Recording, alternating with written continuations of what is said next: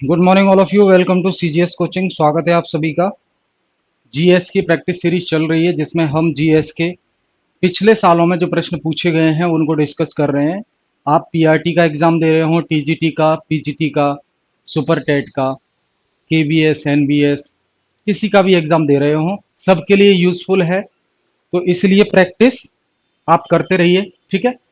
Practice करने से पहले कल भी मैंने बताया था, कल हमारा फर्स्ट सेशन था, तो आपको घर पर रिवीजन करना है और यहाँ पर प्रैक्टिस करनी है। जिस प्रश्न का आंसर आपको आ रहा है उसका आंसर कमेंट बॉक्स में जरूर बताएंगे, ठीक है। तो शुरू करते हैं।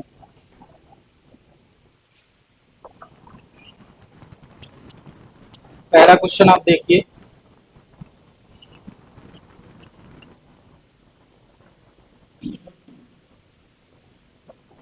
पहला question, the executive power of the union is vested in which one of the below.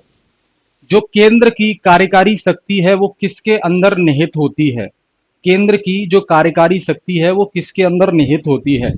A option है प्राइम मिनिस्टर, बी ऑप्शन है होम मिनिस्टर, सी ऑप्शन है वाइस प्रेसिडेंट और डी ऑप्शन है प्रेसिडेंट।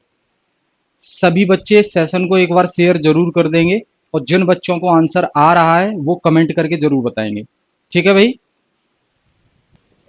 तो केंद्र की एग्जीक्यूटिव पावर किसके अंदर होती है, prime minister, home minister, vice president और प्रेसिडेंट। तो हमने बात की है कि जो एग्जीक्यूटिव डिसीजंस होते हैं यूनियन के वो प्रेसिडेंट के नाम पर ही लिए जाते हैं। सारी पावर प्रेसिडेंट के पास होती है। हालांकि प्रेसिडेंट जो है नॉमिनल हेड होता है और जो प्राइम मिनिस्टर है वो रियल हेड होता है। प्राइम मिनिस्टर जो है रियल हेड होता है। लेकिन जो एग्जीक्यूटिव पावर है, जो एग्जीक्यूटिव पावर है वो प्रेसिडेंट के अंदर जो है निहित होती है, ठीक है। करेक्ट करेंगे सभी बच्चे। प्रेसिडेंट इसका आंसर होगा।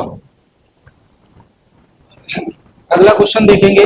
The impeachment of the president is carried by which one of the following. राष्ट्रपति को पद से हटाने की प्रक्रिया को हम महाभियोग प्रक्रिया कहते हैं, यानी कि इम्पीचमेंट प्रोसेस। तो इम्पीचमेंट प्रोसेस से संबंधित जो रिजोल्यूशन है, प्रस्ताव है, वो कहां पर लाया जाता है या इस प्रोसेस को कौन शुरू करता है। Attorney general, member of the legislative assembly और पार्लियामेंट और प्राइम मिनिस्टर। तो ध्यान रखना बेटा, पार्लियामेंट के अंदर प्रेसिडेंट को पद से हटाने की, दैट इज इम्पीचमेंट प्रोसेस का जो रेजोल्यूशन है वो लाया जाता है, प्रस्ताव वहां पर पास किया जाता है, ठीक है। अगर कॉन्स्टिट्यूशन का वायलेशन करते हुए प्रेसिडेंट पाए जाते हैं तो उन पर इम्पीचमेंट प्रोसेस चलाई जा सकती है। हालांकि इंडिया में अभी तक ऐसा नहीं हुआ है, ठीक है, ये संविधान में प्रावधान है। तो दूसरे का आंसर हो जाएगा आपका पार्लियामेंट। तीसरा प्रश्न देखेंगे हम। The pressure group tries to promote the interest of their members by exerting pressure on. देखिए, जानते हैं कि भारत में और हर कंट्री में प्रेशर ग्रुप काम करते हैं। प्रेशर ग्रुप का मतलब होता है दबाव समूह। दबाव समूह यानी कि ये वो समूह होते हैं जो दबाव डालकर सरकार की नीतियों को परिवर्तित करवाते हैं और अपने हिसाब से उन नीतियों को बनवाते हैं। छोटा सा एक एग्जांपल लेंगे। फैक्ट्री में फैक्ट्री वर्कर्स काम करते हैं और जो फैक्ट्री कर्मचारी होते हैं उनके ऊपर एक यूनियन लीडर होता है। वो यूनियन लीडर कभी भी हड़ताल कर देता है, जैसे कि उसकी डिमांड होती है वर्कर्स की सैलरी बढ़ाइए, वर्कर्स का जो 8 घंटे काम करते हैं उसको कम कीजिए, वर्कर्स को एक दिन छुट्टी दीजिए। तो इस प्रकार के दबाव बनाते हैं ये जो प्रेशर ग्रुप हैं, जिससे पॉलिसीज को चेंज करवाते हैं। तो जो प्रेशर ग्रुप है बेटा, वो अपने इंटरेस्ट को प्रमोट करने के लिए किस पर प्रेशर बनाते हैं। कार्यपालिका पर, न्यायपालिका पर, विधायिका पर या सभी पर। तो ध्यान रखना, सभी पर प्रेशर बनाते हैं। क्लियर है।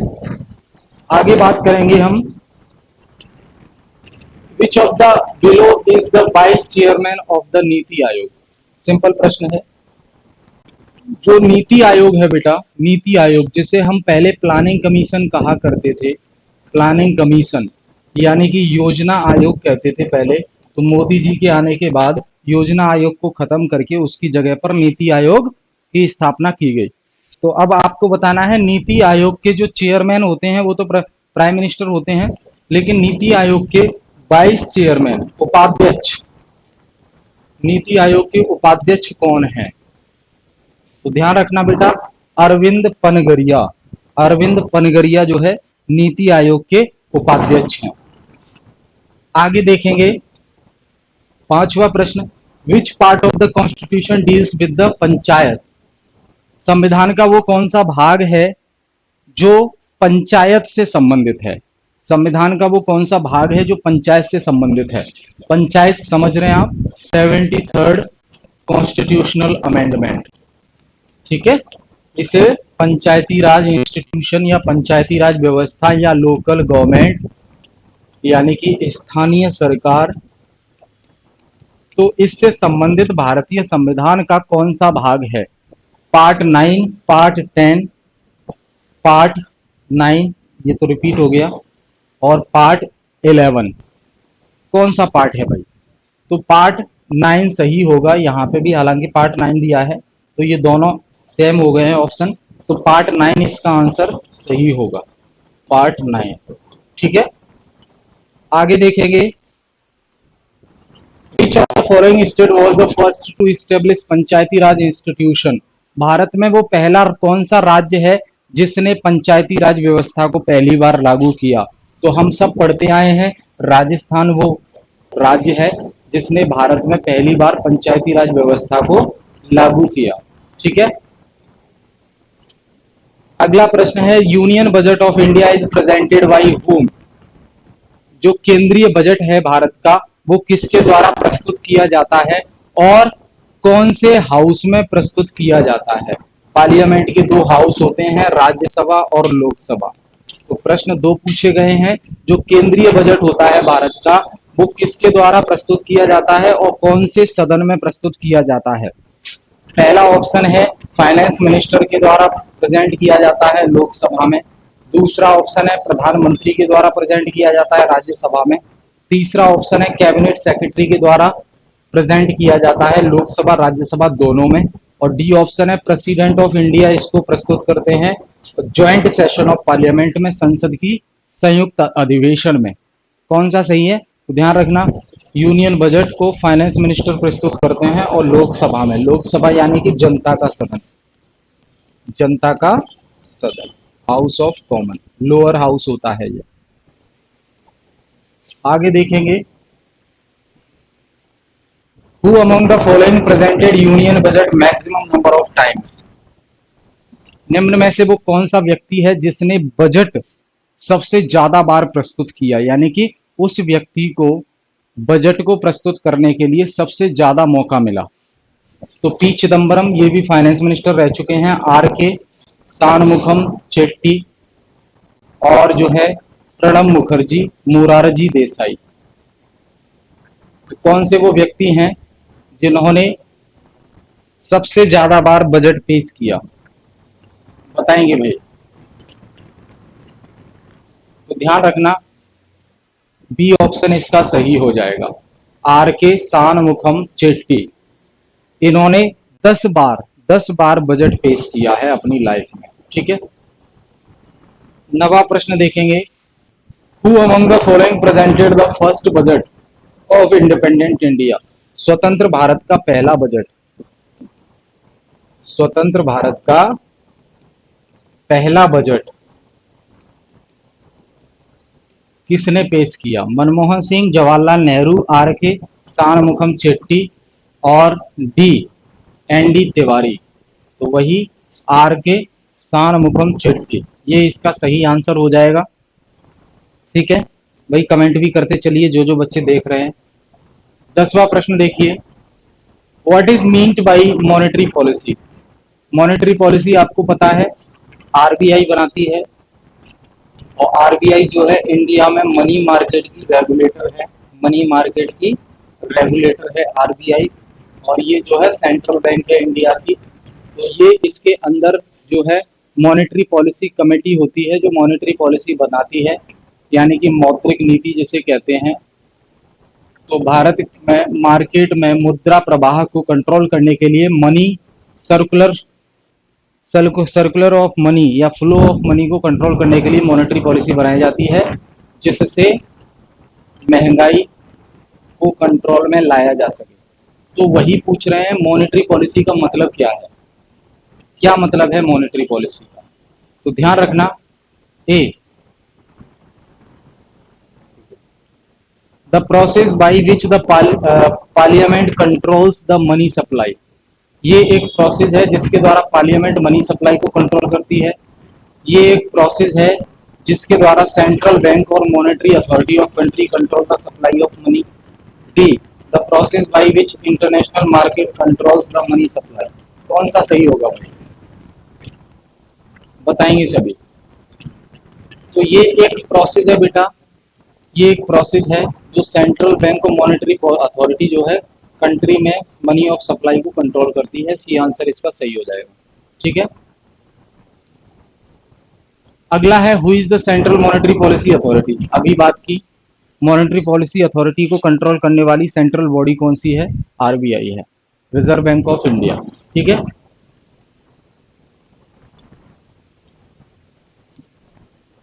अगला प्रश्न देखिए, रेपो रेट में अगर इंक्रीज करते हैं, रेपो रेट में बढ़ोतरी करते हैं तो इसका क्या मतलब है? रेपो रेट में अगर बढ़ोतरी करते हैं तो इसका क्या मतलब है, बताएंगे सर। रेपो रेट में अगर बढ़ोतरी करते हैं तो इसका मतलब क्या है भाई? Increase the cost of borrowing and lending of the bank.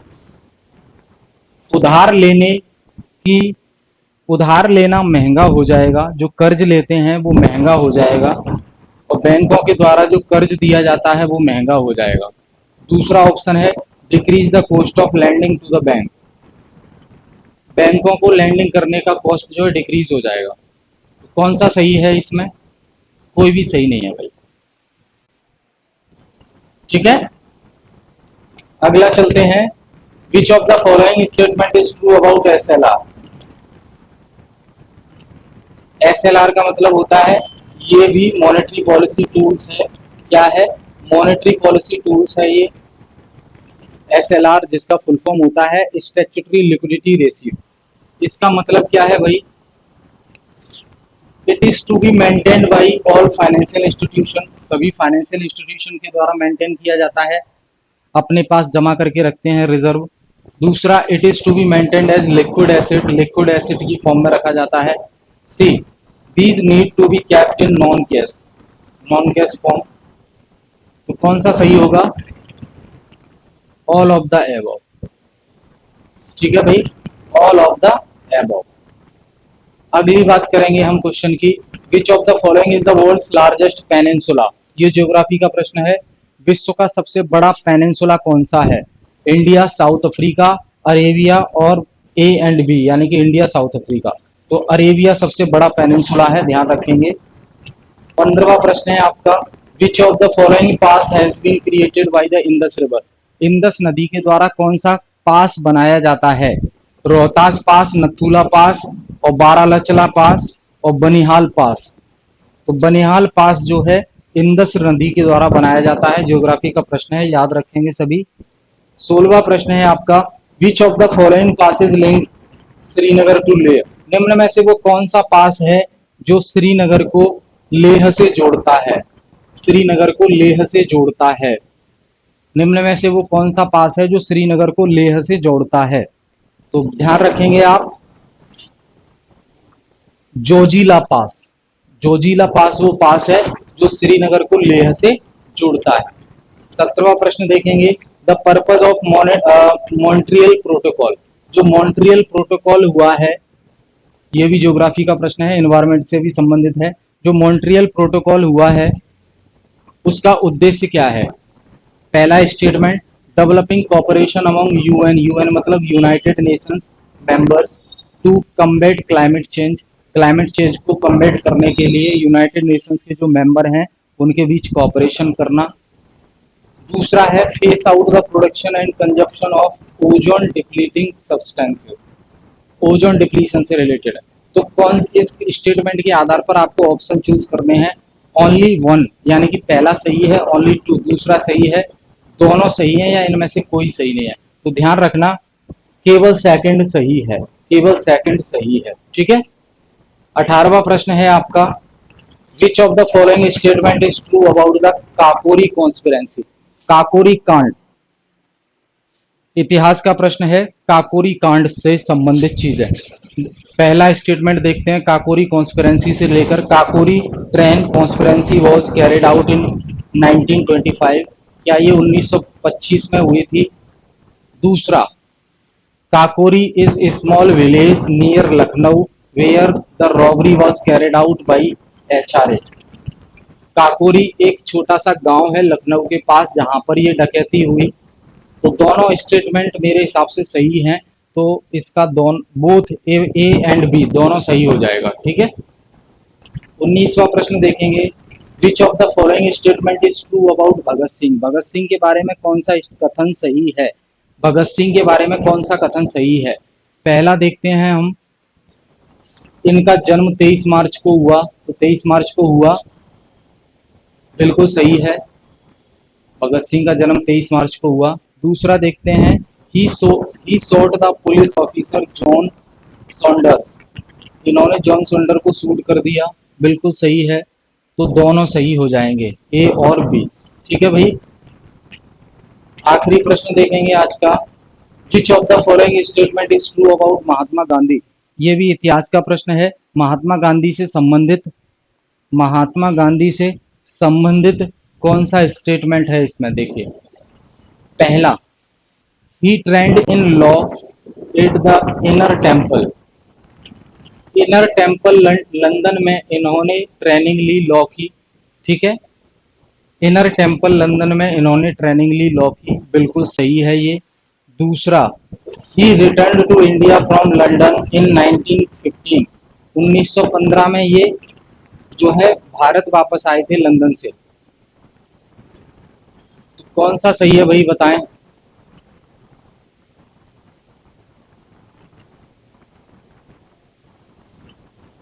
तो इनर टेम्पल लंदन में बेटा बी आर अम्बेडकर ने लॉ की ट्रेनिंग की थी, लॉ की ट्रेनिंग की थी, गांधी ने नहीं। तो आंसर हो जाएगा इनमें से कोई नहीं। ठीक है। लंदन से वापस आके साउथ अफ्रीका गए थे वो, जहां हड़ताल में पार्टिसिपेट किया था, उसके बाद भारत आए थे। तो महात्मा गांधी से संबंधित इसमें से कोई भी सही नहीं है। ठीक है, क्लियर है।